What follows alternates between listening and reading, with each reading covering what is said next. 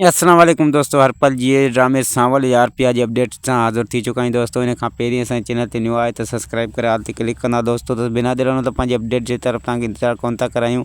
जी दोस्तों, तव्हांखे ॿुधाईंदो हलां त ससुई सां मिलण जेको सांवल आयो आहे दोस्तों, ऐं हुनखे ससुई जॾहिं मुखातिबु थींदी उन सां त हुनखे जेको सांवल खे लॻंदो त हीअ अजनबी हिसाब सां मूंसां ॻाल्हाए थी।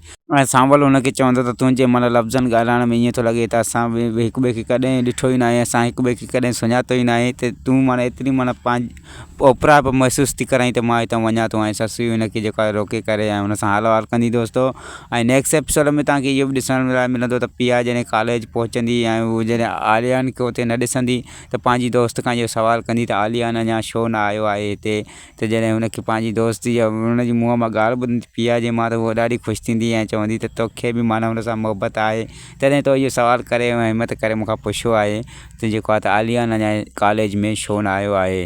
पिया खे बिल्कुलु हुन सां प्यारु आहे, पर हू जेको आहे त हाली ज़बान ते नथी आणे, छो त हुनजे स्टेटस में ऐं पंहिंजे पिया जे स्टेटस में हुनखे घणो फ़र्क़ु लॻी रहियो आहे दोस्तों। इन जे करे सिर्फ़ु जी दोस्तों, तव्हांखे नेक्स्ट एपिसोड में इहो बि ॾिसण लाइ मिलंदो त पिया जे घर जेको त आलियान ईंदो। ऐं दोस्तों तव्हांखे ॾिसण लाइ मिलंदो त पिया जॾहिं हुनजी बाइक ॾिसंदी दरवाज़े ते कॉलेज मां वापसि ईंदे, त उहो जेको आहे त हुनजे पेरनि जे हेठां ज़मीन निकिरी वेंदी त आलियान हिते कीअं दोस्तों। ऐं जॾहिं हू हुते माना ॻाल्हि ॿोल करे असलम वारनि सां ऐं पिया वारनि सां आलियान जेको ॿाहिरि निकिरंदो त सांवल बि हुते पहुची वेंदो दोस्तों।